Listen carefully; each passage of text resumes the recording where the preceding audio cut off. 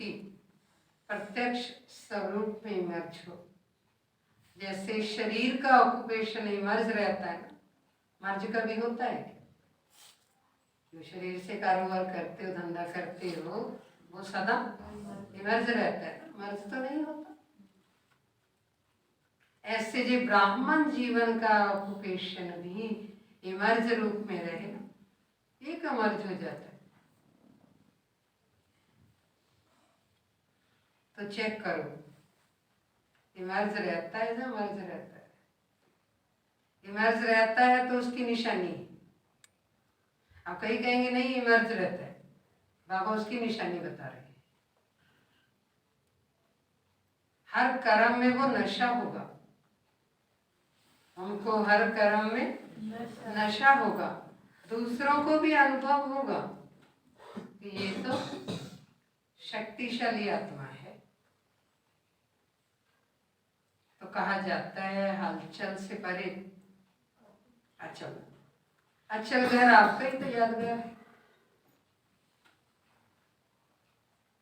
तो अपना ऑक्यूपेशन सदा याद रखो कि हम मास्टर सर्वशक्तिवान हैं, क्योंकि आजकल सब आत्माएं अति कमजोर है। तो कमजोर आत्माओं को शक्ति तो चाहिए। शक्ति देगा कौन? कौन दे सकेगा? जो स्वयं मास्टर सर्वशक्तिवान होगा। किसी भी आत्मा से मिलेंगे तो वो क्या अपनी बातें सुनाएंगे? अगर वो सुनाएंगे भी तो क्या सुनाएंगे? अपनी कमजोरी की दुख भरी बातें ही तो सुनाएंगे, क्योंकि उनके पास शक्ति है नहीं। जो करना चाहते हैं वो कर नहीं सकते, तो इसका प्रमाण है कि वो कमजोर आत्माएं हैं। जो हम करना चाहें वो ना कर सके, माना हम कमजोर आत्माएं। और आप जो संकल्प करते हो आप तो कर्म में ला सकते हो। तो मास्टर सर्वशक्तिवान की निशानी, संकल्प और कर्म दोनों समान होने चाहिए। ऐसे नहीं संकल्प बहुत श्रेष्ठ हो, कर्म करने में वो श्रेष्ठ संकल्प ना कर सको, इसको मास्टर सर्वशक्तिवान नहीं कहेंगे। तो चेक करो, जो श्रेष्ठ संकल्प होते वो कर्म तक आते हैं या नहीं आ सकते?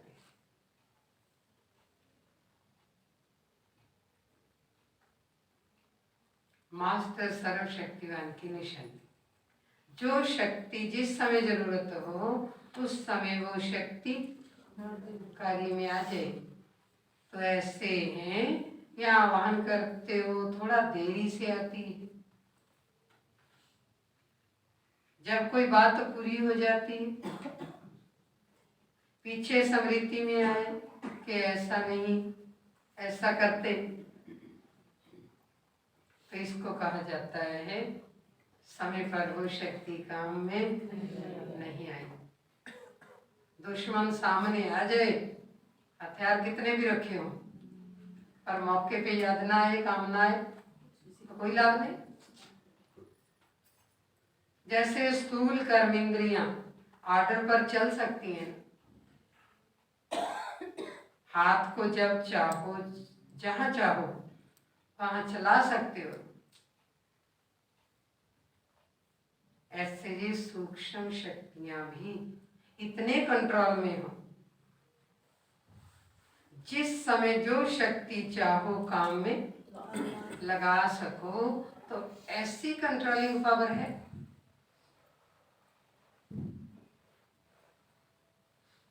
ऐसे तो नहीं सोचते कि चाहते तो नहीं थे लेकिन हो गया। तो सदा अपनी कंट्रोलिंग पावर को चेक करते हुए शक्तिशाली बनते चलो। सब उड़ती कला वाले हो, या कोई चढ़ती कला वाला और कोई उड़ती कला वाला, या कभी कभी उड़ती, कभी चढ़ती और कभी कभी चलती कला हो जाती है। सिर्फ चल रहे, चढ़ते भी नहीं उड़ते भी नहीं। कभी कभी चढ़ती कला और कभी कभी उड़ती कला, और फिर कभी कभी ऐसा तो नहीं कि चलती कला हो जाती है। गिरती तो बाबा कहते ही, ब्राह्मणों की गिरती तो हो ही नहीं सकती। बस मजबूरी से बेचारे के सीट के चलते तो रहते हैं, चलते रहते हैं, चलती कला हो जाती है कि अब आ गए, अब जा भी नहीं सकते, और कहीं मन लगना भी नहीं, और कहीं की बात जमनी भी नहीं, जाएंगे कहाँ? इससे बढ़िया दर और कहीं मिलना भी नहीं, चलती कला हो जाती है। बदली होता है जहाँ एक रस आगे बढ़ते रहते हो, कोई विघ्न आता है तो कितने समय में विजयी बन जाते हो। टाइम लगता है क्योंकि नॉलेजफुल तो हो ना, तो विघ्नों की भी नॉलेज होनी चाहिए। जैसे बाबा कहते, बाबा को तो परख लिया, पहचान लिया, माया को नहीं परख पाते। उनको बाबा की बात समझ के मानने लगते, लेकिन होती वो माया है। ऐसे ही जितने नॉलेजफुल बने हो तो विघ्नों की भी इतनी नॉलेज है। नॉलेज की शक्ति से विघ्न वार नहीं करेंगे, लेकिन आपसे हार खा लेंगे।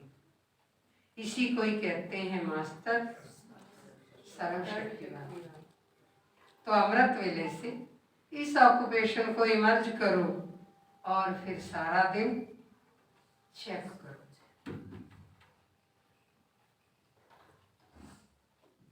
अच्छा, ओम शांति। वरदान है, सहन शक्ति का कवच पहन, संपूर्ण स्टेज को भरने वाले विघ्न जीत भाव।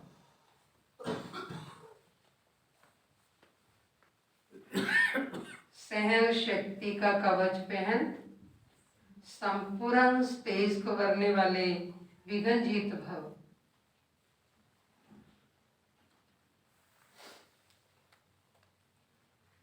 अपने संपूर्ण स्टेज को भरने के लिए, अर्थात प्राप्त करने के लिए,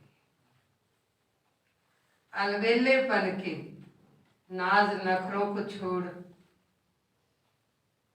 सहन शक्ति में मजबूत बनो। कैसे भर सकोगे संपूर्ण स्टेज को? अलबेलेपन के नाज नखरों को छोड़ सहन शक्ति में मजबूत बनो। सहन शक्ति सर्व विघ्नों से बचने का कवच है। सहन शक्ति ही सर्व विघ्नों से बचने का कवच है। जो ये कवच नहीं पहनते वो नाजुक बन जाते हैं। जो सहन शक्ति का कवच नहीं पहनते वो नाजुक बन जाते हैं। फिर बाप की बातें बाप को ही आकर सुनाते हैं।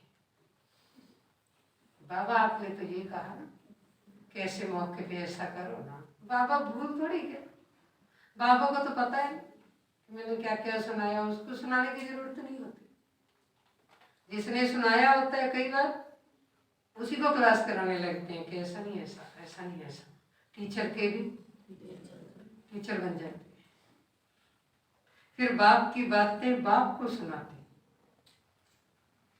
कभी बहुत उमंग उत्साह में रहते और कभी कभी दिल शिकस्त हो जाते। आप इस उतरने चढ़ने की सीढ़ी को छोड़ो, सदा उमंग उत्साह में रहो तो संपूर्ण स्टेज समीप आ जाएगी।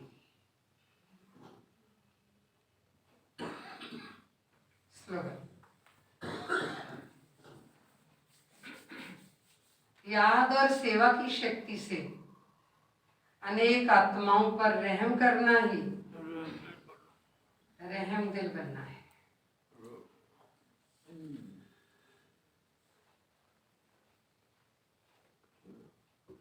याद और सेवा की शक्ति से अनेक आत्माओं पर रहम करना ही रहम दिल बनना है।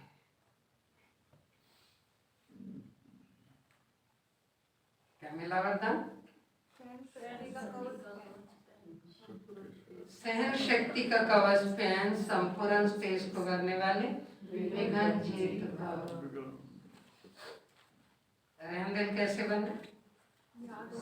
याद और सेवा की शक्ति से अनेक आत्माओं पर रहम करना रहम दिल बनना है। मुरली किसके ऊपर सुनिए? क्या था शीर्षक? नंबर 1 बनने के लिए गुण मूर्त बन, गुणों का दान करने वाले महादानी बन। मनसा द्वारा शक्तियों का दान, वाणी द्वारा ज्ञान दान और कर्म द्वारा गुणों का दान। बाबा ने कहा वाणी द्वारा ज्ञान दान करने में सब एक्सपर्ट, शक्तियां कुछ कम कर पाते, लेकिन कर्म द्वारा गुणों का दान करने में बहुत कम है। कोटों में कोई है भी कोई है जो अपने गुणों का दान करे। विनाशी चीजों का दान तो कर लेते, लेकिन अविनाशी चीज तो विनाश हो जाएगी ना, कब तक करोगे दान?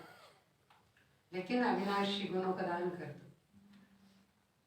उसके लिए आज का सम्मान है अखंड महादानी मूर्त आत्मा।